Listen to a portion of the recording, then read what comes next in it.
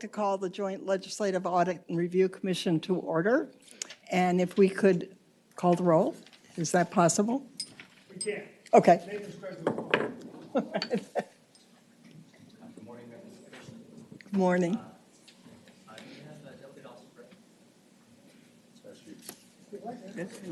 Yes, sir, I'm present. Thank you. Present. He's taking a roll. Here. Here. Here.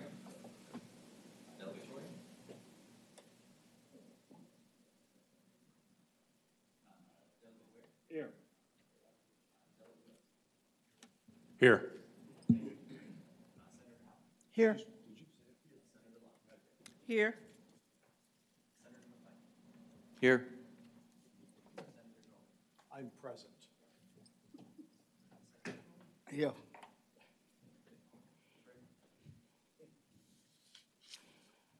Thank you. I'm so glad that so many of us were able to come on a hot, muggy Richmond summer day, when I'm sure many people would prefer to be at the beach or somewhere cooler. But we have an important agenda following up on some work we had done previously on housing. We're also looking at some tax incentives as well as the JMU management agreement today. Hal, do you have comments? Good morning, Madam Chair, members of the commission. I'm Hal Greer, the staff director. Since Senator Howell just went over the agenda, I'll save that step. And first up this morning is the review of Virginia housing. This is a follow-up to the affordable housing study that we conducted last year. I want to thank the chairman of the Board of Commissioners, Bill Shelton, as well as other commissioners for their time and full cooperation in conducting this review. I also want to thank Susan Dewey and her staff at Virginia Housing, who were extremely accommodating and helpful to the JLARC team in conducting the review. And finally, I want to recognize the Board of Commissioners and Virginia Housing for their serious and full consideration of the recommendations that we presented back in December as part of our review of affordable housing. I'll now turn it over to Tracy Smith, who oversaw this review. Tracy? Thank you, Hal. Morning, Madam Chair, members of the Commission. Before Stephanie Papps, who is the project leader for our study, presents her team's findings, I just wanted to give a few brief remarks for context. This review of Virginia housing was prompted by some of our early research for last year's study of the state's affordable housing needs. During that study, there were some indications that the authority's operations and governance warranted review, particularly given the authority's level of independence from the General Assembly and its substantial financial assets. There was, for example, very little transparency into the authority's roughly $100 million discretionary affordable housing fund. Moreover, one board member had raised concerns to us about there being insufficient independence between the authority's leadership and its board. It had also been more than 20 years since JLARC had reviewed Virginia housing. As you'll hear, while we do have several recommendations directed to the authority, we did find that Virginia housing's operations and governance are generally effective. Madam Chair, before I turn the podium over, I also wanted to let our new members know that we have distributed hard copies of our December report to the new members. This was our report on Virginia's affordable housing needs.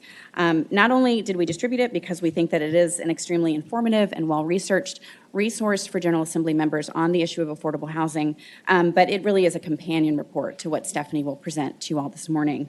And finally, just to clarify, this presentation does serve as our formal final report for the Virginia Housing Review. We do not have an accompanying full written report for you this morning. So if there are no questions, I'll turn the podium over to Stephanie. Any questions? Okay. Okay, thank you. Thank you. Stephanie.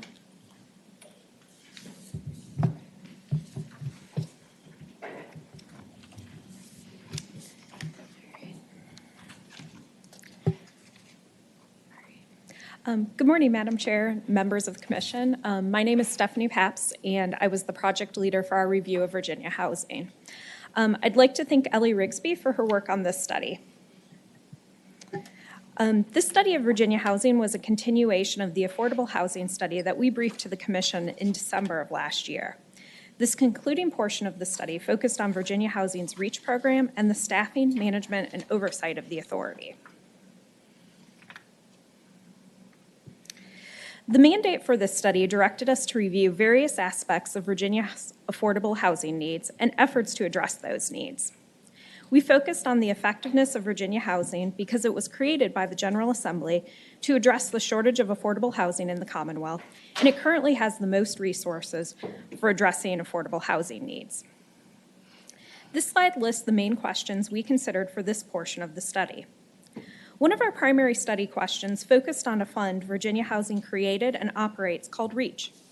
REACH is a pool of funds that Virginia Housing sets aside annually from its net earnings, and it uses those funds for projects that should increase the availability of affordable housing. We focused on REACH both in the December report and again in this report because Virginia Housing's mission is to increase access to affordable housing. REACH is one of the principal ways Virginia Housing uses its considerable resources to support the state's effort to address affordable housing needs. Additionally, Virginia Housing and its board have complete discretion as to how much is contributed to REACH and how REACH funds are used. This slide lists the research activities that our team completed for this study. Slide 4 shows the main findings from our report. We found that Virginia Housing is generally appropriately staffed and well managed. Virginia Housing effectively administers its community outreach grants, but it doesn't collect or report sufficient information on outcomes, which keeps it from evaluating how effective the grants have been.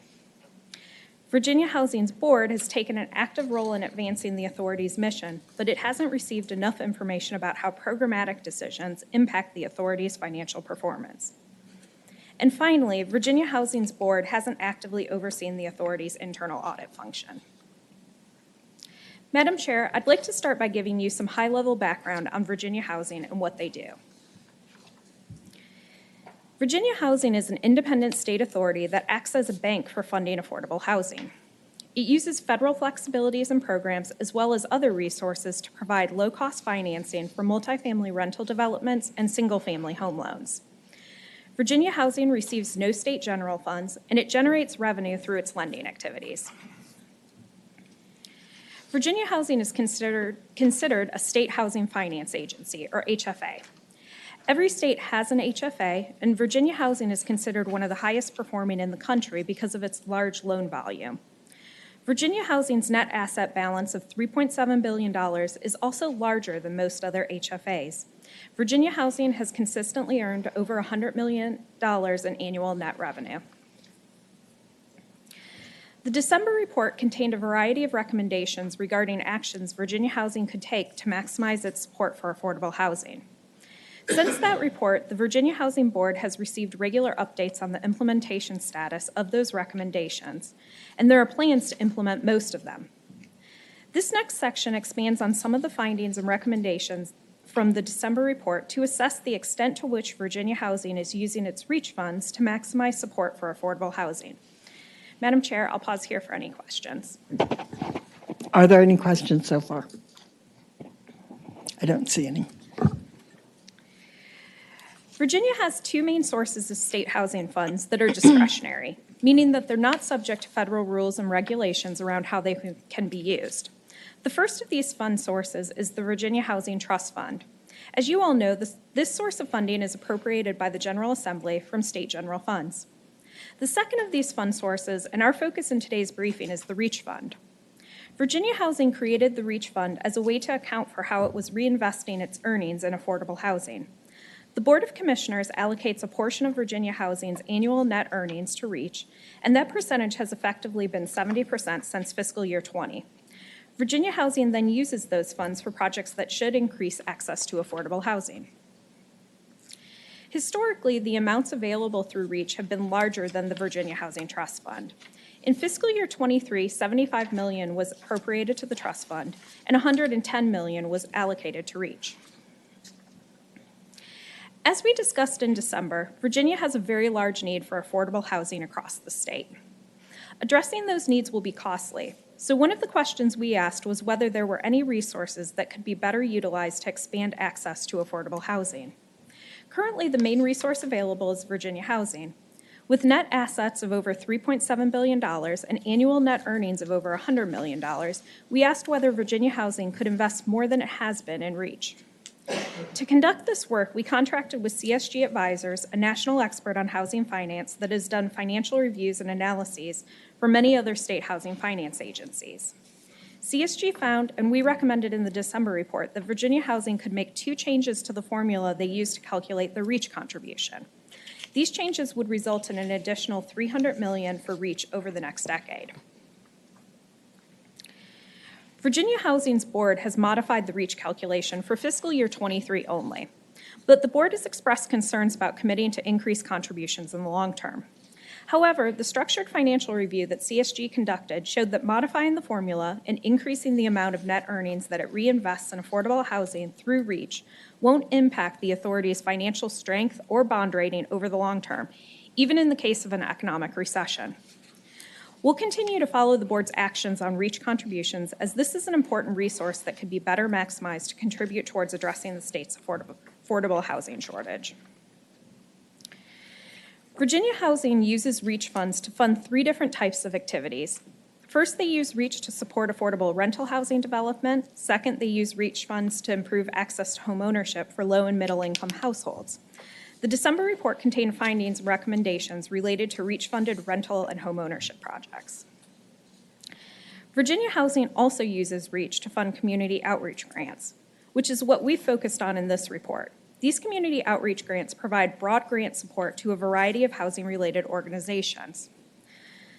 One of the reasons that we focused on the community outreach grants is that Virginia Housing and its board have complete discretion over this fund spending, and little information was publicly accessible about these grants and what they had produced. Other state housing finance agencies have funds similar to REACH, where they reinvest a portion of their net earnings into affordable housing. However, Virginia Housing's REACH fund is one of the largest such funds in the country, and this is because of Virginia Housing's financial strength and production numbers. Most state housing finance agencies use their REACH-like funds to create more affordable rental housing or provide homeownership assistance. As we just discussed, Virginia Housing uses REACH funds for these types of activities as well. However, community outreach grants are a bit unique. Few other state housing finance agencies use their REACH-like funds for community outreach grants. Of the 8 state housing finance agencies we reviewed with affordability funds, only Colorado used their fund for similar grants. Over the past 3 years, the majority of funds dedicated to REACH community outreach grants have ultimately supported affordable housing development. For example, Virginia Housing awarded community outreach grants to each planning district commission to allow them to act as intermediaries to provide financing to housing developers in their region. The PDC grants require that grantees produce a minimum number of housing units with the funds. The rest of the funds dedicated to community outreach grants over the past 3 years, which is approximately 35% of the funds, were dedicated to other purposes. We found that overall, the community outreach grants appear to be well designed, but Virginia Housing does not measure or report on the outcomes associated with the grants. The lack of outcome measures prevents the authority and its board from knowing whether the grant funds are being put to good use. Virginia Housing administers the community outreach grants well. The grants have clear eligibility requirements and allowable uses. They require grantees to develop and meet clear goals. They're targeted to assist low and moderate income households, and they're reimbursable, eliminating the need for clawbacks if grantees don't follow through. Additionally, we found that Virginia Housing has recently been moving towards awarding community outreach grants that directly fund more affordable housing or improve affordable housing quality. For example, Virginia Housing awarded the PDCs $40 million to develop affordable housing, and it plans to award $46 million in grants in the next few years for public housing revitalization. While Virginia Housing appears to design and administer community outreach grants well, they don't collect sufficient information on how those grants advance affordable housing goals. Instead, they typically collect information on whether a grantee complied with the grant requirements. So, for example, for grants that fund pre-development work, Virginia Housing confirms that the work, such as architectural drawings, were completed, but they don't confirm whether the units that were designed were ever built or if those units were affordable to low and middle income tenants. Virginia Housing staff indicated to us that they were aware of the need to improve the outcome measurement and reporting for community outreach grants. And they've hired a new managing director for this area who's begun to develop some approaches to improving this. This slide describes two recommendations related to the REACH Community Outreach Grants. First, Virginia Housing should develop and report on outcome measures for each grant, and second, on an annual basis, the board should assess grant effectiveness and make adjustments as necessary. Madam Chair, I'll pause here for any questions. Are there questions? I don't see any. Thank you. Okay. Because Virginia Housing is the state's primary resource for addressing the state's housing needs and has a significant amount of discretionary funds for affordable housing, Virginia Housing's effectiveness is critical to addressing the state's current and future housing needs. Slide 22 shows a high-level overview of how Virginia Housing is organized. Virginia Housing is managed by a CEO, and as of April, over 450 employees worked at Virginia Housing. This slide provides examples of effective programming in each of Virginia Housing's core activities. We found that employees are generally satisfied with Virginia Housing and its leadership, and staffing appears to be adequate. We surveyed Virginia Housing staff to learn about their experience working at Virginia Housing. The survey had a high response rate, and as you can see here, most staff had positive things to say about Virginia Housing. In addition to employees expressing relatively high levels of satisfaction and confidence, employee turnover at Virginia Housing is relatively low. And less than 10% of the survey respondents reported that they had plans to leave Virginia Housing in the next 12 months. Virginia Housing employees appeared to have the skills necessary to accomplish their work based on a review of position descriptions and survey responses. However, one area where Virginia Housing employees did express some concern was around workloads. 50% of respondents said they were concerned about heavy workloads, and 70% reported working some overtime at least periodically. However, we found that workload concerns appeared to be at least partially related to workload increases associated with the pandemic. And as you'll see on the next slide, recent staffing increases appear to have been targeted to areas where there were increased workloads or workload concerns. Madam Chair, I'll pause here again for any questions. Any questions? Okay. Finally, this last section reviews the role of the Board of Commissioners. As we discussed earlier, Virginia Housing was established in 1972 by the General Assembly as an independent political subdivision of the Commonwealth, and it's not subject to the Appropriations Act. As a result, Virginia Housing has a high degree of independence, and its operations are less visible to legislators than those of executive branch agencies. The primary means of state oversight over Virginia Housing is through the Board of Commissioners. We reviewed the board's activities to determine whether they're providing sufficient oversight. Virginia Housing is governed by an 11-member Board of Commissioners. Of those 11 members, 9 are appointed by the governor and 2 are ex officio members. The 2 ex officio members are the state treasurer and the DHCD director. The CEO is hired and managed by the Board of Commissioners. The board has 2 committees, an audit committee responsible for overseeing the annual audit, internal audit functions, and risk governance. The second committee, the executive committee, is responsible for establishing board meeting agendas and supporting the board's management of the CEO. Our first finding related to the board is that they've taken an active role in advancing the authority's mission, and they're appropriately engaged in the authority's operations. The board has recently taken actions to ensure that it's appropriately guiding the authority's strategic direction, such as improving their strategic plan, improving how it measures whether the authority is effective, and directing staff to focus on harder to address housing issues, such as affordable housing for very low-income households and revitalizing public housing. The board also appears to be engaged and generally well supported by staff. Our next finding in relation to board oversight is that the board hasn't always sufficiently evaluated how programmatic decisions impact the authority's financial performance. As I mentioned earlier, most board members expressed satisfaction with the information that they were being provided by staff. But we did hear from a few board members that information in board meetings sometimes seem to focus on good news, rather than the whole picture of the authority's operations. JLARC staff observed board meetings and reviewed board meeting materials, and we noted that board members don't appear to have received some key financial information that would help them to understand how programmatic decisions may impact the authority's financial trajectory. Some of the key financial indicators that were missing were risk-adjusted net asset parity ratio and a description of the nature and extent of credit rating agency risk adjustments. These types of financial indicators would help board members to understand the extent of risk that the authority is taking on through its business decisions.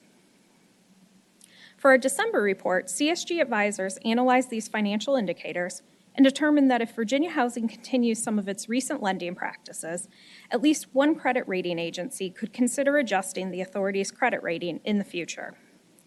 As a result, the December report recommended that Virginia Housing staff start providing board members with projections of these key financial indicators. Virginia Housing staff is planning to start providing the recommended projections to the board, and it's hired an independent financial advisor to create and update these forecast models. However, the board currently doesn't have a finance committee specifically focused on reviewing financial data and information.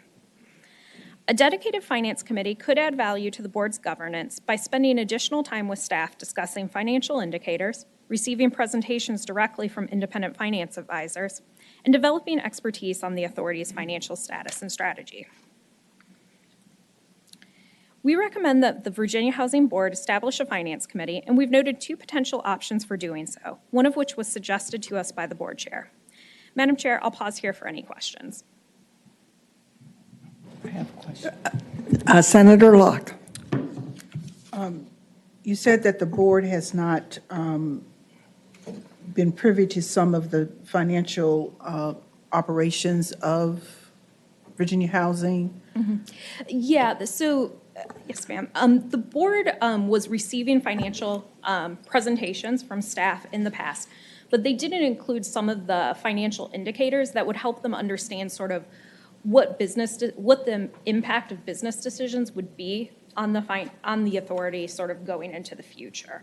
And so they were receiving things like projections of the net assets, but maybe not the net asset parity ratio that would help them understand how much sort of risk the authority is taking on. And that risk is important because that's what influences the bond rating that the rating agencies assign to the authority. And the bond rating impacts how much it costs for the authority to borrow money.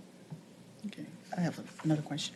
Yes, And you Senator Locke. recommended that they, thank you, Madam Chair, establish a finance committee. That's a recommendation Yes, ma'am. moving forward, so they have not yet done that. Yes, they have not done that yet. That's a recommendation out of this report. Further questions? Okay. Go ahead.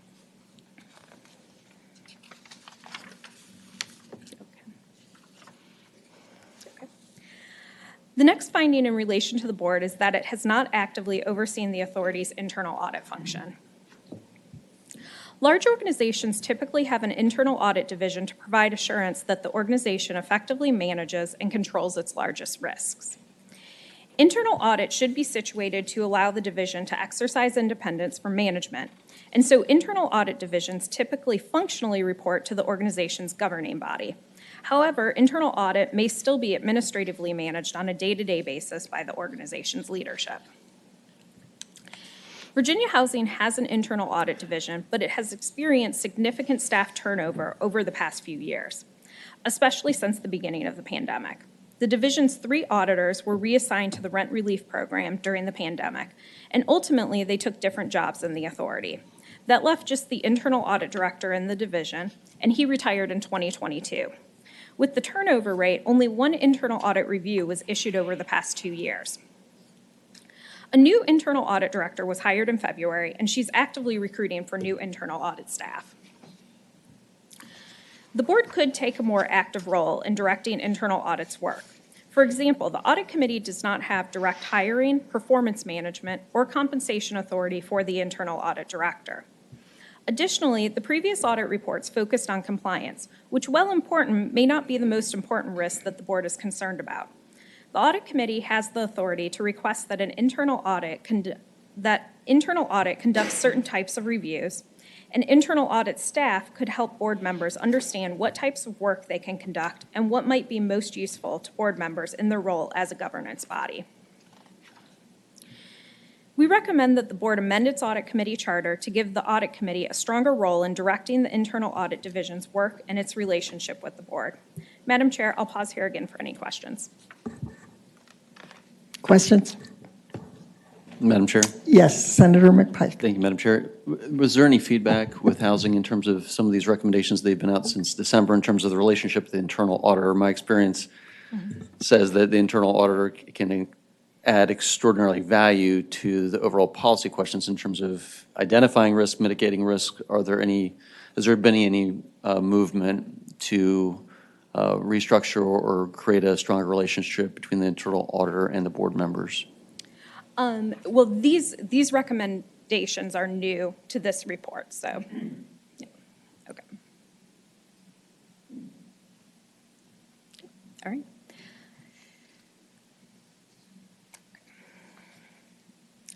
Our final finding in relation to the board is that the CEO's compensation is currently being decided by a minority of board members, which is inconsistent with other independent agencies' practices and has the potential to omit important perspectives on compensation, particularly the public sector perspective. The board hired a consultant in 2019 to redevelop the evaluation and compensation system they were using for the CEO. The new system contains specific goals for the CEO. The board completes an annual performance evaluation, and then that evaluation is used to make a compensation decision. The board's hiring of a consultant and the development of specific performance goals that are tied to compensation are positive developments. But in fiscal year 2021, the board delegated authority for making the final compensation decision to the executive committee, which places the decision with 5 of the board's 11 members. The decision to delegate this decision to the executive committee was motivated by efficiency. But there's no provision in the board's policy to ensure that input from a board member with a public sector perspective is included on the executive committee. This is important given the fact that the CEO, who has the potential to be highly paid, is a public employee. The executive committee does not include the 2 ex officio members, and so this arrangement has the potential to omit the public sector perspective from decisions regarding the CEO's compensation. Other state independent agencies, such as VRS and Virginia 529, allow the executive committee to make a compensation recommendation, but the full boards reserve authority for making the final decision. In contrast to Virginia Housing's approach, this helps to ensure that the public sector perspective is incorporated into compensation decisions, and it also places the authority for these decisions with the entire group charged with hiring and evaluating the CEO. Our 2 recommendations here suggest that the board ensure that the executive committee membership includes someone with a public sector perspective, and that the board should make the final decision on compensation. This slide summarizes our key findings. And Madam Chair, that concludes my prepared remarks. I'd be happy to respond to any additional questions. Thank you, Stephanie. Are there any further questions? I don't see any. Thank you. Next, we will be hearing from the chair of the Virginia Housing Board of Commissioners, Bill Shelton. Good morning, Bill. Madam Chair, it's welcome. It's good to be back before you. It's been almost 5 years since I graced your presence, but many of you may recall I was director of Department of Housing and Community Development for some 20 years, which offers me a fairly unique perspective on the activities of Virginia Housing.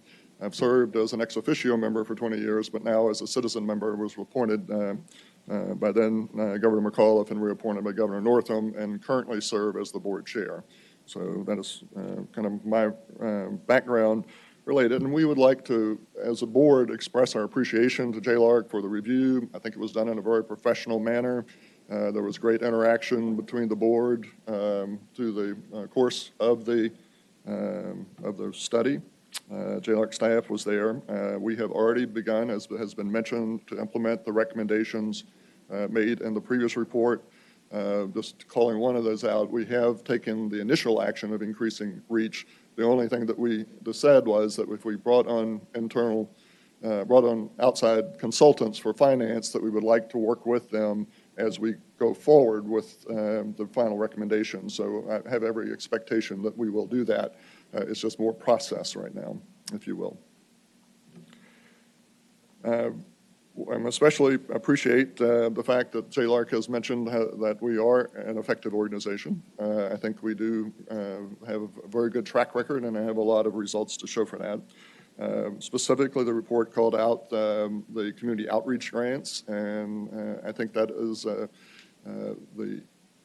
the issue of outcome measurement is an important one the board recognizes. I will say those are new grants. The two grants that were mentioned, not all outreach grants, but those two specifically, which I think are more substantive, the planning district grants just were awarded this past year and are in the process of moving forward, and the public housing assistance grants have not been actually dispersed yet. So we're in the process, and we will work to strengthen that. I don't think there's any doubt that we take that seriously, and we will continue to work on that. I will say, as someone who's worked in the field for a while, to say that we give grants to the planning district, it's not just for housing projects, it is to promote more regional strategies related to housing. And I can give a firsthand testimonial. I live currently in the Charlottesville, Albemarle area, where my family's from historically, and I have seen firsthand an increased level of collaboration between the city of Charlottesville and Albemarle County and the surrounding rural counties to work jointly on affordable housing this year. Not solely because of this grant, but I think this is a key tool in helping them to become more effective at working across the region to address the affordable housing needs, which are significant in that area. So I am very encouraged. I think it's the right path. Yes, we need to tighten the requirements to make sure that we have good outcome measurements, and we will do that. As recommended in the previous study, that we need to increase our some information coming to the board on financial, and this was picked up again in this report. We have moved forward with hiring 2 financial consultants. They are on board already and are working, and we will bring that back in terms of how to structure how that financial information comes to the board. I would like to clarify that we've had different structures over the years. Having been there for quite a while, we did have a finance committee. One of the things that happened is that, and this is positive, of 11 board members, it is a fiduciary responsibility to manage a very complex financial organization. Most board members wanted to be on that committee. I mean, they want to be involved in it, and so most of the financial information that has come to the board has come to a committee of the whole, which is another way of dealing with this. Going forward, I did suggest, and we will, as a board, look at structure. We may recommend combining audit and finance, or we may have a separate finance committee, but we have not had a chance to discuss this with the full board, being the report's just released today. We will be bringing it up at our future board meetings, and we'll positively address that. As to the issue of CEO compensation, this is a process that the full board participated in. The only thing that was mentioned in the study that there was a delegation to the executive committee to make the final decision, but it should be noted that all 11 board members were very active in the evaluation. All were surveyed, all provided input. We had a special called full board meeting to discuss performance. All board members discussed their perspectives.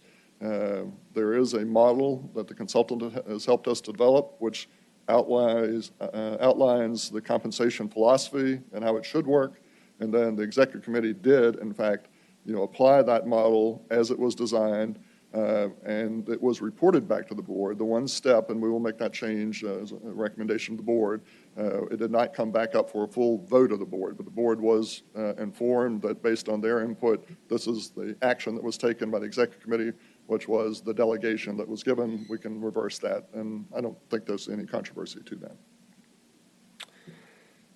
Finally, I've seen a lot of changes through the years at Virginia Housing. It is a great organization. It's performing well from my perspective. I think there are things that we can always do for continuous improvement, and my pledge as board chairman is to work with the board and effectively addressing the recommendations from JLARC, and we look forward to working with you and reporting back in the future. So I'm happy to answer any questions. Thank you. Are there questions? No, but I would like to thank you, Bill, for your decades of service to affordable housing for Virginians, trying to make it affordable but also safe and decent. And it's been quite a career, and many of us are very, very grateful to you. Thank you, Madam Chair. Appreciate it. Thank you. Okay. Next is Susan Dewey, the CEO of Virginia Housing. Good morning. Good morning. Thank you, Madam Chair and members of the commission. It's a pleasure to be here with you today. My name is Susan Dewey, and I've been the CEO of Virginia Housing for about 23 years and was on the board for 3 years before that as state treasurer. We are very appreciative to the professional way in which JLARC handled these two reviews. To Hal Greer and his staff, we appreciate that. We are excited that this year we are celebrating our 50th anniversary. Virginia Housing was created in 1972 by an act of the General Assembly. And it's been, I think, a great public-private partnership that has achieved financial and programmatic success without any state tax dollars. So all of the numbers that you see up there did not require any state appropriations whatsoever. As noted in the December JLARC report, Virginia Housing is considered one of the highest performing housing finance agencies in the country. To address the recommendations in that report on affordable housing, we did retain, as you've heard from Chairman Shelton, a financial consulting firm to work with the board and the staff to address all of the recommendations in that report. The financial consultant is developing an enterprise-wide economic model that will provide an overview of Virginia Housing's forecasted financial resources, assess the impact and sustainability of various contributions to reach amounts over time, and evaluate future potential programming changes and their effect on available resources going forward. Virginia Housing is confident that this model will assist the board in addressing the recommendations in both of the reviews. Regarding JLARC's study question, whether Virginia Housing is appropriately managed to accomplish its core functions, we appreciate that the review did not contain any recommendations for this area. We take our mission very seriously and strive to manage accordingly.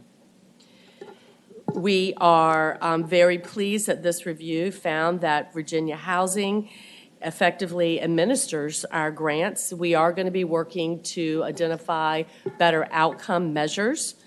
That area is appropriately staffed and well managed and operates its programs effectively. And our board does take a very active role in advancing our mission. We have 2-day board meetings, so we do cover a lot of ground in those board meetings, and they are actively engaged in all facets of Virginia's housing operations. I think also the dedication and skill of our associates for accomplishing Virginia Housing's mission is evident from the results of the employee survey that was undertaken by JLARC staff. As noted, Virginia Housing is self-supporting and has no state budget appropriation. We're very proud of the fact that we have increased the percentage of our net revenues that we've allocated to Reach Virginia over time, going from 15% at its inception in 2005. We copied a model from the Federal Home Loan Bank that puts 10% in, and we started with 15 and have gone to effectively 70% of our net revenues. I know JLARC has recommended 75, so we are looking at that to implement that going forward. We also will continue to actively manage this calculation going forward in the future, and also the way in which REACH resources are utilized. With regard to the administration of the grants, we do feel like we are able to really cover new housing opportunities for lower income Virginians, and we are pleased that JLARC found that those grants are well designed. This is a relatively new area, as you heard from Chairman Shelton. They have a longer-term horizon. They're generally planning grants and capacity building grants. So they're not just for 1 year, they're for multiple years. So we really are going to be working to try to identify better outcomes for that. And regarding internal audit, we take that function very seriously. I used to be an internal auditor, so I know how important that function is. The review period by JLARC was during the pandemic, and when we were asked to take on the rent relief program. We had to do it in 3 weeks period with systems and everything. So we pull people from all over the organization, including some of the audit staff. And then, as you heard from Stephanie, we did have just an unusual circumstance where several of them got other promotions and opportunities, and the director retired. But we're back on track. We have a new executive director that we've hired, and she's in the process of filling out her team. So we anticipate getting that back on track. We are going to be working hard, along with our board, to address all of JLARC's recommendations as we continue to work both with the board and our financial consultant on the recommendations in both of their reports. So in closing, Virginia Housing is by any measure one of the top housing finance agencies over its 50-year history, all at no cost to the Commonwealth, and we will continue to strive for excellence in meeting our mission for the next 50 years to come. So thank you very much, and I'm happy to answer any questions, Madam Chair. Thank you. Are there any questions? Yes. Doug, well, Yep, thank you, Madam Chair. I don't know if the question's for you or any of the other presenters we've heard this morning, but what's the definition of affordable housing or subsequently unaffordable housing? And what are the factors that lead to that definition? And has that been a part of the work that's been done thus far on the subject? That's a great question, and a difficult one to answer succinctly, because affordable housing typically is, the rule of thumb is that you shouldn't be paying more than 30% of your income for your housing. But it really, we look at housing as a continuum. We do everything from the lowest income. We run about 20% of the housing choice vouchers for the state of Virginia, which is 30% below median income. We run the low-income housing tax credit program, federal program allocating tax credits. That's generally for 60% of median income. Then we go up when we talk about affordable home ownership. It's generally about 80% to 120%, but it really gets down to, depending on the type of program, what type of resources are allocated to that. Some comes from the federal government, some comes from our program. So we try to look at housing as a continuum, likewise affordable housing as a continuum, and I don't think there's any one specific definition for affordable housing. We do, however, know that affordability is really challenging right now in today's environment. I'm sure you all have been hearing that. We have an inventory shortage both in the rental markets and home ownership markets, and that's putting pressure. Of course, some costs are going up. It's very difficult. We're trying to serve first-time home buyers. That's really our sweet spot. And if you think of a first-time home buyer, the challenges, we do have down payment assistance and other programs, but there's just not the inventory there for them at lower income. And then they're competing with others who are able to bring cash offers to the table, and I'm sure you've heard all the nightmares about that right now. So I don't know that answers your question, but it's a very difficult question, very good question. Madam Chair? yes. Just a follow-up. And I appreciate that, I really do, and I think you're spot on, and especially as we see things today. And so a concern of mine is, the new owners, renters, if you will, are we setting them up for failure?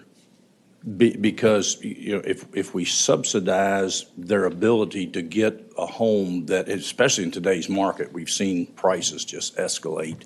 Yeah. Way past the norm in a lot of cases.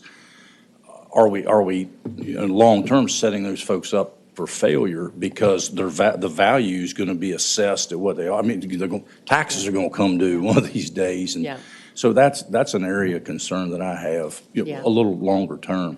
Yeah, well, that again, a good question. We don't feel like we are at Virginia Housing. One of the hallmarks of our programs is free homebuyer education. So we require everybody that gets a loan through us to take homebuyer education, but we offer it free to anybody. So you don't have to get a loan with us, but if you do get a loan with us, you have to take the homebuyer education because we think people need to know what that obligation entails. We also have a down payment assistance and closing cost assistance But one other thing that we do that's unique is we service all of our own loans. And that allows us to really be razor focused to make sure that people not only get a home, but stay in their home. And I think that's the root of your question. But it is difficult. I mean, I've been there through the last recession and pandemic, and, we kind of ebb and flow, as you know, with housing. The problem is without sufficient inventory for home ownership, that generation is not going to be able to build equity, but it also puts a lot of pressure on the rental market, because if they can't find a home, they're going to continue to rent, and that makes rental prices going up too. Very difficult situation right now going forward. Good question. Delegate Ware. Thank you, Madam Chair. And I'll ask a question. I'm not sure if you would be monitoring this kind of thing, but I've read stories in national publications about international consortiums that are purchasing single-family homes primarily to use strictly on the rental market, and it has created a real problem for people here who want to purchase a home themselves and find these, as I say, single-family homes just taken off the market, except for rental. Yeah. Is Virginia experiencing that? Do you have some way of registering how significant a problem that is, or if it is a problem for Virginia? I know it's a significant problem. I don't know exactly to what extent. I don't have data on that. I'll look to see if I can find any, but I don't have any on that. But I know that's a problem. I mean, there are several issues. And another issue is a lot of times rental properties being taken off the market to use for like Airbnbs. And so that's why I said one of the biggest issues that we're seeing right now is inventory shortages through the continuum of rental and home ownership. It's a significant issue. Madam Chair, if I could just Yes. follow. Would there be anyone in state government who would be in some way taking an inventory of that or measuring that in some fashion? Do we have some element of state government that would review that? I am not aware of any, but let me get back to you, because I know like different associations we work closely, like the Virginia Realtors. They capture some of that kind of data. So let me see what I can find out. I'd be happy to look into that more closely. Thank you very much. Thank you, Madam Chair. Thank you. Anyone else? Okay.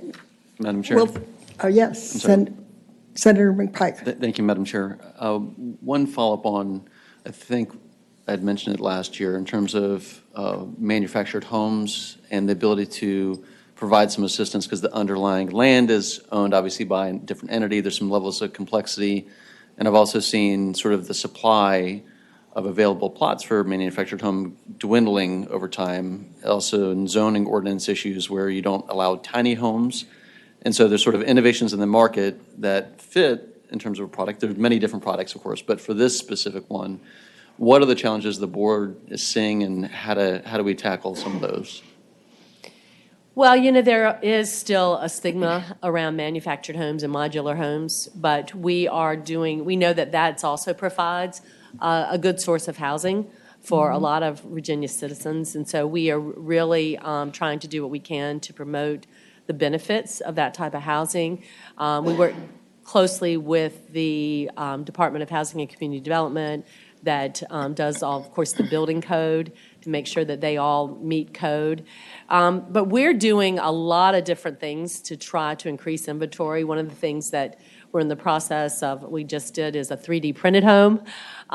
So we are working on all solutions. There's a lot to be said for like modular homes, prefab homes, because they're built in a factory. So they're under, they're not a bunch of lumber that's out on the lot getting wet. So we're trying to do whatever we can, wherever we can, to promote all types of housing. Did I answer your question? Thank you. Okay, anyone else? Okay, well, thank you, Susan. Thank you very much, Madam Chair. It's been decades of hard work on your part, and I just want to look back, because many years ago, when you were first coming in, a dear friend of mine who was on your board said, watch her, she's going to do great things. So I've been watching you. Uh-oh. You've been doing good things. True, but yes, thank you. Thank you. Thank you all. Thank you. Yes, Hal. Hi, Madam Chair. Next up is a presentation of our findings from the review of science and technology economic development incentives. I want to thank Virginia Tax, Virginia Space, and the Virginia Innovation Partnership Corporation for their cooperation and assistance in doing this review. With that, I'll turn it over to Kimberly Sarte, who oversees our work in this area. Kimberly?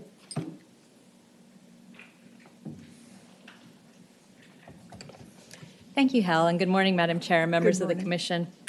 I just want to take a moment to remind the existing members and to bring the new members up to speed on JLARC's economic development work. Through the Appropriation Act, JLARC has responsibility to evaluate the state's economic development incentives on an ongoing basis. As part of this effort, each year we present 2 reports to you. One report is an in-depth evaluation of a subset of incentives, and this is typically focused around a particular theme. And this is what we are presenting to you today. Today's report is a review of the state's 11 science and technology incentives. We also provide a second report to you around November, and that is a much higher overview of all of the state's economic development incentives. And it includes spending on the incentives and performance where it exists over a 10-year rolling period. And every other year, it includes the economic impact of the state's incentives in aggregate. We use a consultant with expertise in economic impact analysis and modeling to conduct our reviews. And that consultant is Terry Repan, who is a regional economist with UVA's Weldon Cooper Center for Public Service. So I definitely would like to acknowledge Terry, who will be sitting at the table today and is here to help answer any questions that you may have. So now I would like to introduce Ellen Miller, who is our Chief Economic Development Analyst, and she will be presenting our findings on the evaluation of Virginia's science and technology incentives.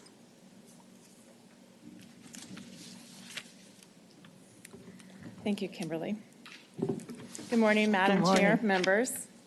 As Kimberly mentioned, my name is Ellen Miller, and I'll be going over our findings on our evaluation of Virginia's science and technology incentives. I particularly want to thank Terry, who is with me today. He really makes these reports possible and, in my opinion, quite good. Slide 2 just provides you with a little bit more detail about our mandate for the incentive evaluations. As Kimberly mentioned, this is our 6th in-depth report. The other 5 report groups of incentives that we have presented to you are listed here on this slide. This report covers 11 incentives that are targeted at companies in high-tech fields, including the state's 2 research and development tax credits, any sales tax exemption, which are the most generous group of incentives in this report.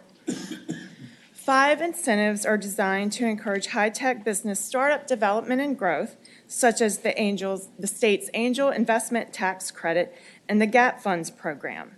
And just for reference, the Qualified Equity and Subordinated Debt Investments Tax Credit is what I'm referring to when I say the Angel Investment Tax Credit. The last group of incentives includes 3 tax incentives to encourage spaceflight activity. Our key findings for this report are that R&D tax credits help businesses increase R&D spending, particularly smaller businesses. Virginia's R&D tax credits, though, are too small to meaningfully affect overall statewide R&D activity. Increasing the credits, however, would not substantially improve business R&D activity. We also found that the Angel Investment Tax Credit has little impact on startup growth, but programs like the GAP Funds and CRCF programs administered by the Virginia Investment Partnership Corporation help businesses innovate and grow. Last, our evaluation found that the 3 space tax incentives have minimal impact on space activity in Virginia. I'll first turn to our findings and recommendations for the state's R&D tax incentives. And I must preface this with saying that some aspects of these incentives, particularly the economic impacts, were difficult to fully assess, but we do have some recommendations in terms of how to improve the credits. The federal government and then states adopted R&D tax incentives because it is well documented in research that innovation through R&D is important for a region's long-term economic growth, and that businesses tend to underinvest in R&D because they often do not capture the full benefits of their investment. There can be substantial spillover effects of R&D as other companies typically benefit and society does as a whole. My focus today is really on the 2 tax credits, and they have, as I'm sure you are aware, received a lot of interest in the past decade. The report does go into far more detail about the tax credits than I will today, and it also goes into more detail about the exemption. The key points here are that the major R&D tax credit is for larger companies with more than $5 million in R&D expenditures. For context, about half of these companies have about 1,000 Virginia employees or more. The R&D expenses tax credit is for smaller companies with $5 million in R&D expenses or less. About half of the companies using this credit have fewer than 100 Virginia employees. This credit is also refundable, meaning that companies can still use it even if they have no tax liability. The business tax savings from R&D incentives that are shown here on slide 9, you can see have been pretty steady over time until the adoption of the major R&D tax credit. We found that Virginia's R&D tax credits are too small to meaningfully increase statewide business R&D activity, but increasing the credits would not substantially improve it or improve R&D activity in the state. However, we did find that R&D tax credits can increase R&D spending for the companies that use it. So Virginia's tax credits are only 0.15% of total private R&D spending in the state. So therefore, the credits aren't going to have a meaningful impact on statewide business R&D activity. Increasing the credits, though, will not have much impact, as indicated by the points that follow. As you can see, Virginia's private R&D intensity, and that's just the ratio of private R&D spending to state private GDP, is low. It's only 1.33%. It is half of the national average and lower than many other states. If the credits were doubled, it would barely increase Virginia's R&D intensity to 1.35%. Research indicates other factors affect R&D activity, and this may explain why a number of states that do not have R&D tax credits, such as Washington and North Carolina, have much higher R&D intensities than Virginia. The credits, though, can have an impact on the companies that use them. A review of the research consistently indicates that R&D tax credits have led to additional R&D spending by businesses that are using the credits, particularly smaller companies. Research also indicates that tax credits have led to other positive impacts, such as increases in R&D employment, but I will note these impacts are generally small.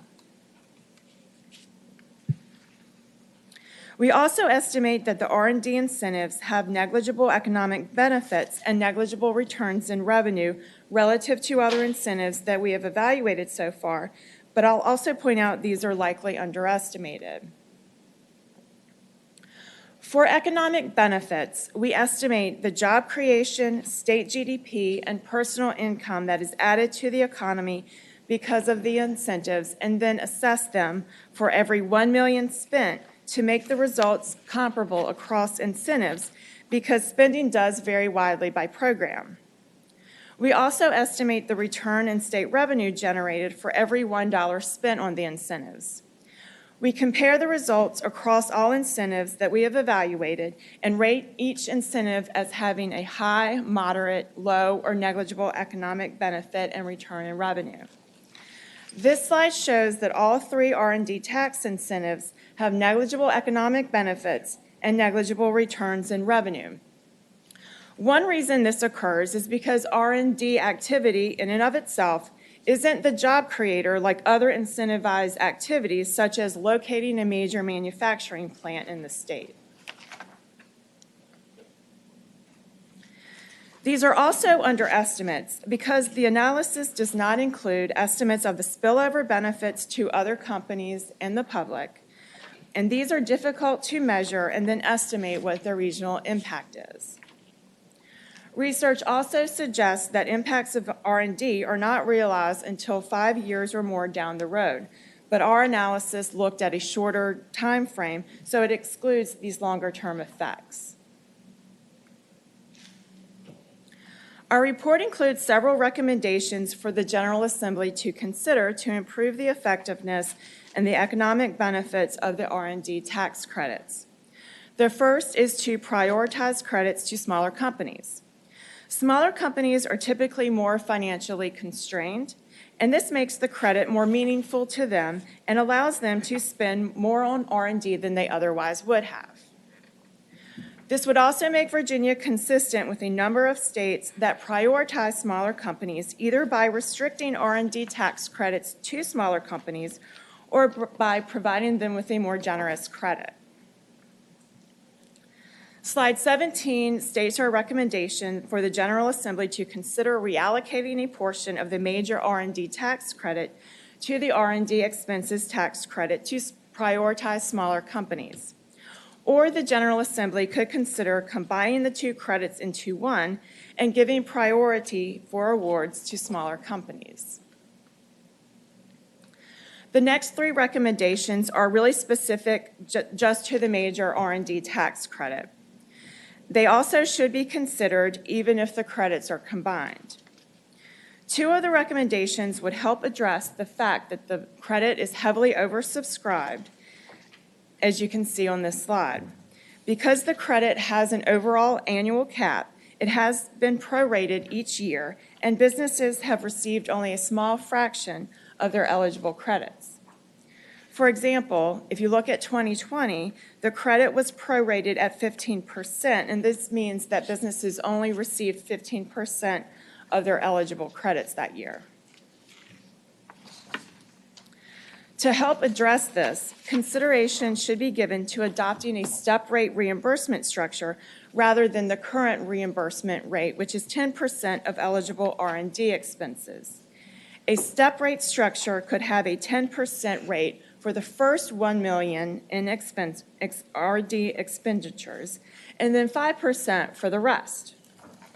This change would have improved proration of the credit because businesses would have gotten 28% of their eligible credits in 2020 rather than 15%. It would also mean that relatively smaller companies with less than $20 million in eligible R&D expenses would have received a similar amount or possibly even a higher amount of the credits than they would have under the current structure. And again, this would go along with the theme of prioritizing the R&D credits to smaller companies. An annual per company cap should also be considered. This would allocate credits more evenly across businesses. It would also provide more predictability to businesses about the credit amount that they would receive, and this would help them in their future financial planning. Looking at the demand for the credit through 2020, an annual company cap of about $300,000 would have brought the supply and demand for the credits into better balance. This would also align the credit with the R&D expenses tax credit, which already has a per company cap. Finally, the General Assembly should consider prioritizing companies that conduct R&D with higher education institutions by allowing them a higher annual company cap. This would align the credit with best practices in the research that indicates research with universities has higher spillover benefits. The R&D expenses tax credit already has a higher company cap for this reason. This would align the credit with recent legislative changes in 2020 that created the Virginia Innovation Partnership Authority to improve the coordination of higher ed and the business community in terms of innovative R&D and entrepreneurship. Slide 22 just reiterates these changes that we recommend the General Assembly to consider for the major R&D tax credit. Before moving to the next section, I know there's been a lot of interest in increasing the R&D tax credits to help Virginia strengthen its position as an innovation leader among states. Virginia has some strengths in this area, but as this slide points out, Virginia lags many states on indicators of vital innovation and entrepreneurship activity. The solution, though, is really bigger than R&D tax credits or other incentives in this report that I'll cover. And this is because the reason for the lag is more than just the need to increase company-driven R&D. Virginia lags in the amount of higher education funding for R&D, and there is also a geographical disconnect between where industry R&D is located and where Virginia's research institutions are located. There's also a disconnect in terms of Virginia's R&D concentration is really driven by the federal government, whereas you see Virginia's higher education institutions, in terms of the patent activity that they are doing, they're typically working more with out-of-state businesses. The legislature has certainly recognized this, and again, this explains the 2020 legislation that created VIPA. And this broader approach to coordinating higher education research with entrepreneurship seems to be the path to continue to follow. And with that, Madam Chair, that ends this section, and I'll be happy to take any questions. Questions? Yes. Senator, Delegate Ware. Thank you, Madam Chair. My question is about slides 19 and 20, talking about a step rate reimbursement structure and per company cap. Are there states that you reviewed, or is there some way of knowing from other states that have done that kind of thing what their results were? There are certainly states that do this, Delegate Ware. In terms of their evaluation, I'm not sure if those states have actually evaluated their programs. There are a number of states that are doing basically what we are doing. But I'd have to get back to you on that specifically. Okay, thank you. Mm-hmm. Anyone else? Okay. Thank you. Okay, Madam Chair, I'll turn now to our findings and recommendations for the state's angel investment tax credit. Virginia and other states provide angel investment tax credits to encourage private investment in high-tech startups because these businesses are often too risky for more conventional financing like a bank loan. Credits are offered to private investors known as angels who make an investment in a high-tech startup in return for equity or stock in the company. This credit is capped at $5 million per year, and unlike many Virginia credits, it has no expiration date. National studies have found that state angel investment tax credits have not led to startup success. We also found this tends to be the case for Virginia's tax credit. While state angel investment tax credits have helped startups to obtain additional angel investment, these investments have not led to startup success. This is because credit-assistant startups have tended to experience low job growth and patent activity. They also tend to have low likelihood of raising additional capital that is needed to help them grow. This happens because investors using the credits are typically inexperienced and invest in slow-growing businesses. Far fewer credit-assisted investors were found to have prior entrepreneurial experience to help them select fast-growing, innovative businesses. Research also indicates more experienced investors invest because they're looking for the big win and a big return in their investment, not because of the credits. We found Virginia's credit also has no requirement for investors to have experience.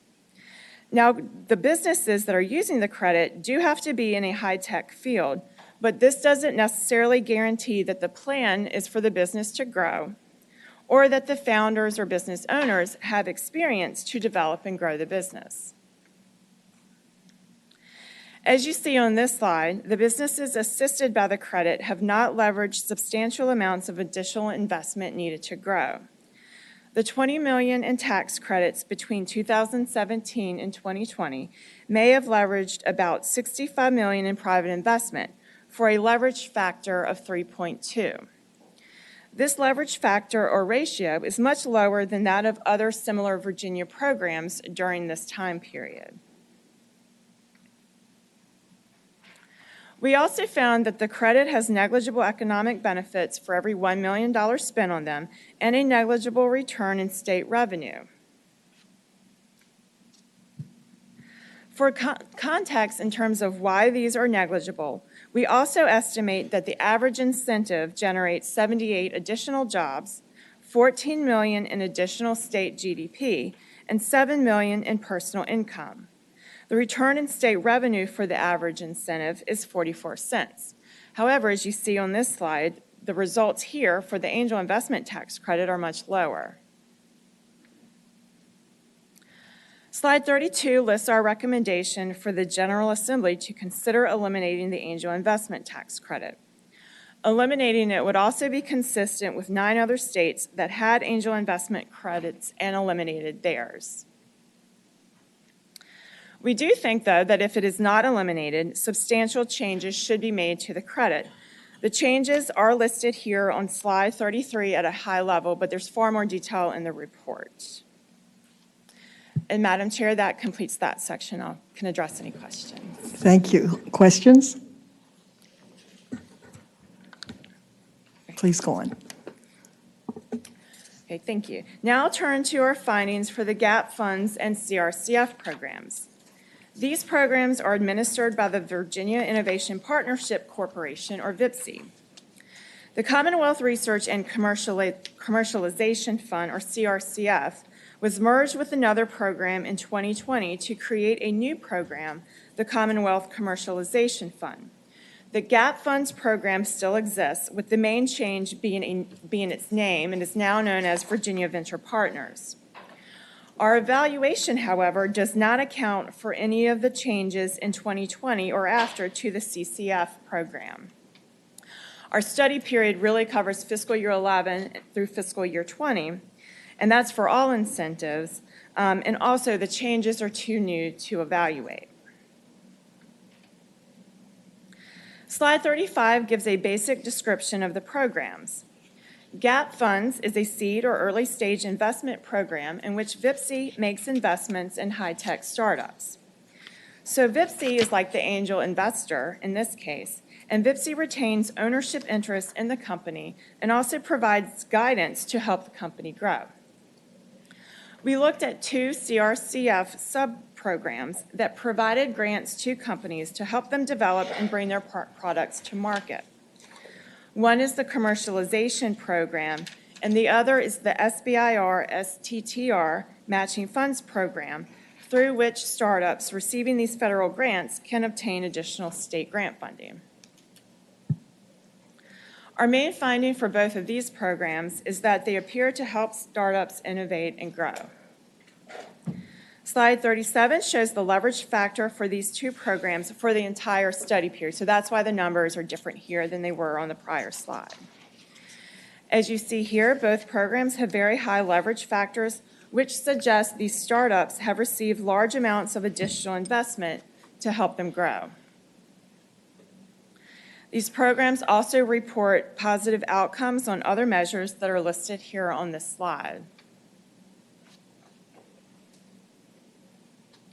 We estimated that the GAP Funds program has high economic benefits and a high return in state revenue. The CRCF program is estimated to have low economic benefits and a low return in state revenue. So GAP Funds investments have high benefits because the assisted projects have been faster growing and the investment returns are reinvested into the program, and this reduces the need for additional state spending, so it costs the state less. The main reasons the estimates are low for CRCF is because these projects have had slower job growth. They tend to be at an earlier stage of development, and they leverage university-based research. We do not have any recommendations for improvements to these programs at this point, but I will note that VIPC is taking steps to strengthen outcomes for the new CCF program. And Madam Chair, I'll pause here for any questions. Okay. Are there questions? Okay. So this last section covers our findings and recommendations for the state's space incentives. These incentives include a spaceport users exemption, which allows companies to make purchases for space-related activity that takes place at Mars tax-free. So Mars is the Mid-Atlantic Spaceport, regional spaceport, and it's operated by the Virginia Commercial Space Flight Authority, known as Virginia Space.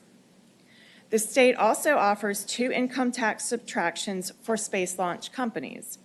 One allows companies with a NASA resupply contract to subtract income earned from resupplying the International Space Station from their taxable income. The other subtraction allows companies that provide human space flight or training for it to subtract income from these activities from their taxable income. As shown on slide 43, these incentives are fairly small, with companies saving less than $7 million in taxes over the 10-year period. Nearly all of the savings is because of the spaceport exemption. Tax savings from the resupply subtraction is low because, again, a company has to have a resupply contract, and also the number of resupply launches in Virginia over the time period has been relatively low. The human flight subtraction has not been used in Virginia because no companies have offered these services here. Our main finding for these incentives is that multiple factors other than the 3 incentives influence space activity in Virginia. For example, Mars has a number of infrastructure and location advantages to offer. One is it's one of only 4 spaceports in the U.S. that offers vertical launches into space. Cape Canaveral in Florida is really Mars's main competitor, but Mars is far less busy and can offer flexibility in scheduling launches. Stakeholders also emphasize that other state financial support has been far greater and far more important in space launch company decisions than the incentives. This slide shows there has been substantial funding for infrastructure at Mars through bond financing and specific appropriations for infrastructure improvements. Substantial funding has also been provided through other incentive grant programs. Though not during our study period, you may recall the state recently awarded a $15 million custom grant to Rocket Lab and an additional $30 million to Virginia Space for another launch pad to benefit Rocket Lab as well as other users. We also found that the economic benefits and returns in state revenue for the spaceport exemption and the resupply subtraction are negligible relative to other incentives. And this slide shows our estimates.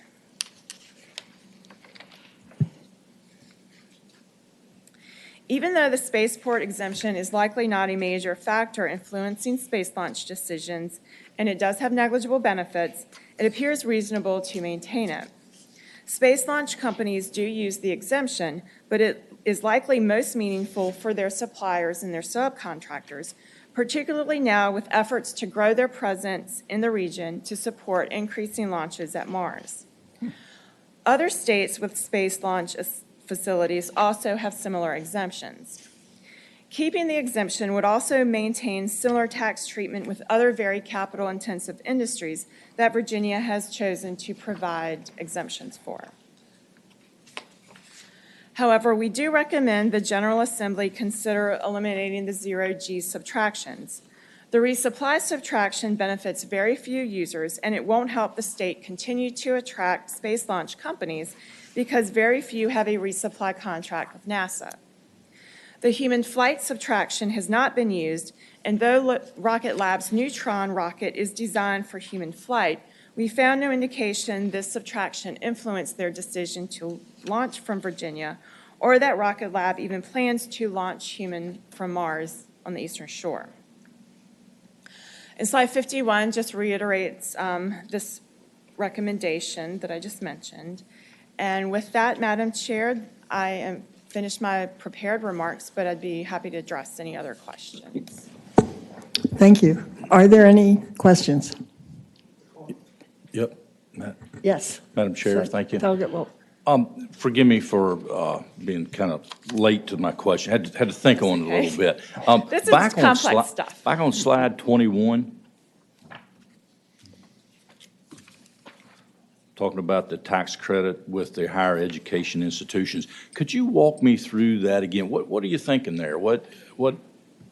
Yeah, could you flesh that out a bit? Sure. So in terms of providing or prioritizing research conducted with higher education institutions. So the major R&D credit doesn't do that right now. The other credit for smaller companies, that one does. The way that one works is it provides a higher company cap and a higher reimbursement rate for those particular companies that work with higher education in terms of performing their R&D. So the other credit, the smaller credit, has a little bit different rate structure than the major R&D tax credit.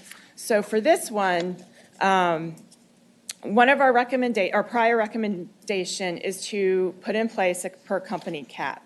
Just for example, the report just gives information on what it would look like if it were $300,000.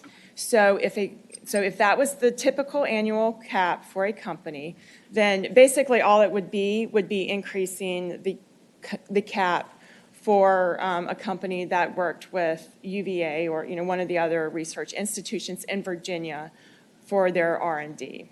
And so it could be set at whatever, $400,000, $500,000, whatever the General Assembly decided. So it could be as simple as that. You're welcome. Okay, anyone else? Madam Yes, Chair. yes. Ellen, thank you for a really good report. Slide 49, you mentioned maintains similar tax treatment to space industry as other capital-intensive industries, data centers and airlines, and et cetera. I don't know of a lot of incentives we do for airlines. I think, and I'd like to know more about this to see if there are possibilities to incentivize airports to recruit airlines to grow our air service in the Commonwealth, which could then help grow our economy in some regions that we lack air service. Is any data, any information on that, Ellen, for research? In terms of the airlines, what I was referring to included the common carrier exemption that we looked at last year. That's what I was referring to there. In terms of what other states are doing with airline incentives, we did look at it to some extent last year for the airline common carrier. Most other states offer some form of exemption there. In terms of what you were speaking of specifically, we haven't looked at that aspect in terms of provide. And I think Virginia has created a new program to work with airlines to provide them grant funding if they offer new flights. Just recently, that's I don't correct. know that it has been used. Very minimal. And we allowed airports to use those revenues to subsidize some of their losses during COVID. But I don't think we've ever subsidized an airline with it yet to recruit. I'm not sure that other states have done that. I mean, that's something, when we do, this new incentive is on our list to look at. And when we get to that, we'll definitely look at what other states are doing to incentivize airlines directly through like grants and things like that. Madam Chair. Yes. Ellen, I would say also, I think this could really benefit the port area and airports around our port as we continue to grow our economics there. So, yeah, I'd like a little information if you and I could work together on that, please. Sure. Thank you. Thank you, Madam Chair. Thank you. I don't believe there are further questions. Okay. I do have just a couple of more slides just to bring to your attention very quickly. And the main point while they're bringing up the slides is when we talk about the economic benefits, we're really trying to rank all incentives in terms of how well they are doing. And this slide just shows our overall findings so far. We did show it last year, and it just points out that when it comes to economic benefits, it's really the grants that are the strongest. Loan programs also do well, but as you know how a loan works, there's really no cost to the state there. Tax incentives tend to have lower or negligible economic benefits. And the reason grants do better is because They're better targeted, they're discretionary, and they typically all have some minimal level of activity like job creation that is required. And the last slide that I just want to bring your attention to, this is the next round of incentives that we plan to look at. And with that, I'll turn the podium back over to Hal. Thank you. Thank you. Madam Chair, our final agenda item is a very brief presentation of our review of James Madison University's compliance with its Level 3 management agreement. By statute, JLARC is required to review compliance within 3 years of any state university that enters into one of these. Justin Brown will present the findings from the review. Justin? Good morning, Madam Chair and members of the Commission. I will move through this fairly quickly unless there are questions. I'll just hit on this, but this is we're required in code to 3 years after an institution enters into a management agreement, we're required to look and see if they are complying with that agreement. So it was JMU's turn. Their agreement was effective July 1, 2019, and this needed to be wrapped up by the end of 2022. So I imagine most or all of you are aware of this. But the Higher Education Restructuring Act allows institutions to enter into a management agreement to obtain autonomy to operate 6 key business functions, and you can see those listed on the slide there. A management agreement only applies when a school attains Level 3. JMU is actually now one of 6 schools that are Level 3. UVA, William & Mary, and Virginia Tech were the original 3 quite a few years ago. VCU followed suit not long after. JMU got it in 2019, and George Mason recently got it, so we'll need to do another one of these reviews in a couple of years. Most of the remaining schools are at Level 2, and when you're a Level 2 institution, you can get flexibility from some, but not all of those business functional areas. So in return for this autonomy in the business functions, they agree to meet certain standards, mostly related to the 6 business functions, but also to certain aspects of academics, things like in-state enrollment levels. So last week we sent you about 30 pages of detail on this, which I won't go into, but bottom line, JMU is complying with its agreement. For us on this review, there were kind of 3 key factors that led us to that conclusion. One is based on what JMU gave us, they are operating consistent with the terms of what's in that agreement. 2, based on the information we collected from JMU and the central agencies, they are meeting or mostly meeting 24 of the 25 business function standards. They're partially meeting that 25th, which I'll highlight in a minute. And Chev is also certified that JMU is meeting the relevant academic standards. So I apologize for the busyness of this slide, but just to tunnel down on these 25 business function standards, this shows how JMU is doing on all 25 standards. There's 25 boxes on here.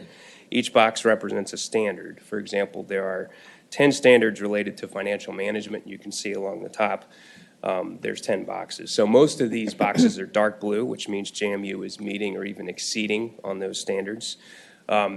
Our statute emphasizes the role for us of financial stability in this review, and you can see they're meeting or exceeding all of the financial measures. And these are things like credit rating, debt ratio, or material findings in audits. There's only one standard there shown in gray, which we rated as partially meets, and you'll see that under capital projects. The memo explains this in detail, but essentially this is related to the number of projects that had change orders resulting in cost increases, and this would be compared to the original projected cost. Several of the projects were above the kind of original projected cost.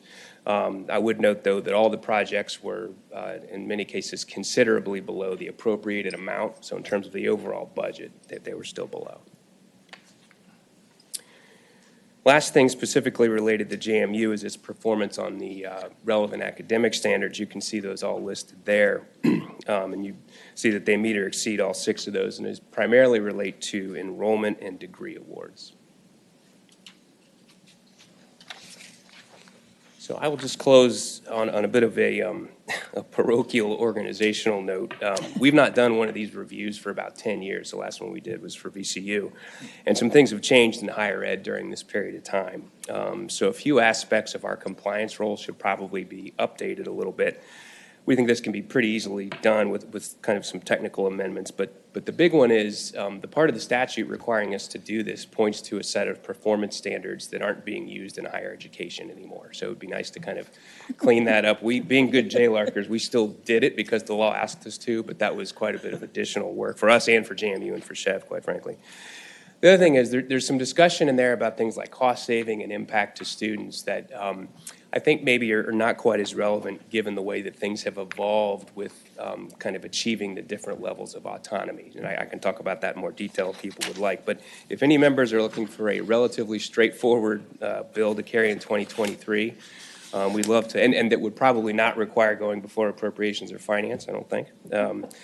We'd love your help patronizing a technical amendment that would just kind of clean this up. We have to review George Mason in a couple of years, so this would help. We're friendly.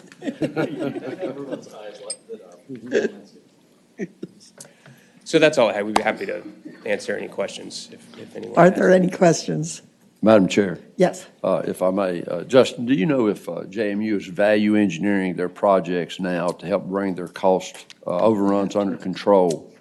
That's something that would probably help with that problem, and I don't. Yes, I know that's a best practice in that area. I'm not sure if we really got into that. Someone from JMU is here. I don't know if he would like to address that question, but. The answer is yes. Okay, great. Thank you.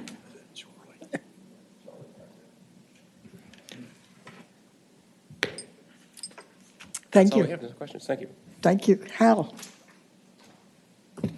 Madam Chair, that concludes today's agenda. Our next meeting will be Tuesday, July the 5th. VRS and Virginia 529 will both be on the agenda. One additional meeting note, in consultation with the chair, we've decided to cancel the JLARC meeting for September 19th. We believe that the presentation that was going to initially be presented then can be handled at our October meeting. Thank you very much. Okay. Yes, canceling September, yes. Okay, thank you, and thank you to the staff and presenters for your usually very high standards of what you give us. It makes our life much easier during the session, so thank you. Thank you. Thank you. Is there any further business? Okay, then the committee will rise.